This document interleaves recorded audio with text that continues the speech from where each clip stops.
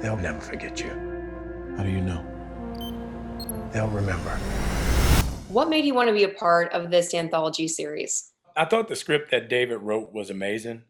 Just David as a director. I was hoping I was going to be in the scene with Morgan Freeman.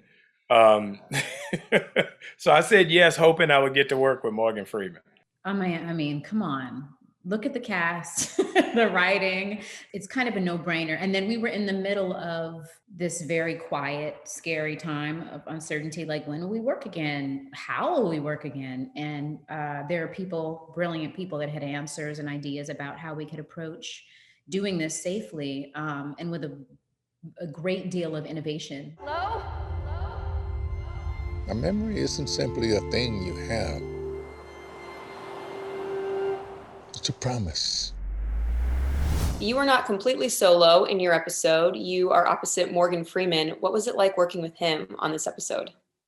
Yeah, it was incredibly special. I mean, a very, very beautiful pair of characters, really. Otto has been on this lifelong quest to find this man, Stuart, played by Morgan Freeman. And so both for the character and for myself to sort of set foot on that beach and see him sitting on that couch was an incredible moment. It was, very, very memorable. Though we all feel alone in different ways. Your episode is essentially a 20-minute monologue. What were the biggest challenges of doing a piece like this? I think the biggest challenge was the fact that what Jenny goes through is unlike anything I've gone through before. Except for the drunkenness, I have gone through that, sure. So that part was easy to get into.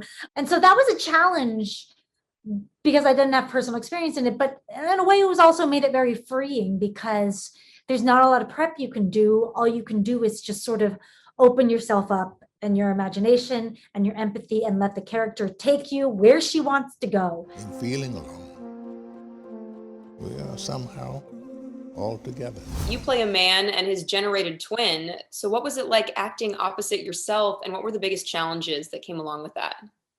Well, it was very difficult. The biggest challenge is acting is like tennis. So, when you're volleying the ball across the net, you need somebody to hit the ball back to you. And every time I would hit the ball, there was no one there to hit the ball back.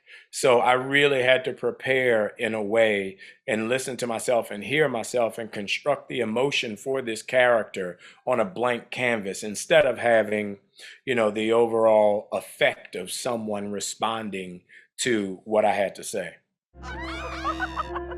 Oh, we had this secret handshake. How is this series different from other near future set stories we've seen before? I think that it's less focused on the technology and more on the humanity. And I think that's what's great, is because the technology becomes a tool to discover the humanity. Whereas I think oftentimes the humans in futuristic stories are tools in order to explore the technology. I feel like a lot of other genre pieces, even things I've been in, rely on the big explosions, lots of movement, lots of activity. And this is just about, even though we're in sci-fi and genre, it's about the connection and the humanity. This series is so interesting because and different because there's a through line, but there's no physical through line. You look at these people and these characters from all different walks of life. And I think what's so beautiful, and especially 2021, it shows that all the other stuff aside, we're all the same people with the same problems, and we're all looking for that aspect of humanity to get the most that we can out of life. That's everyone's goal, no matter what your race, creed, background, or color is.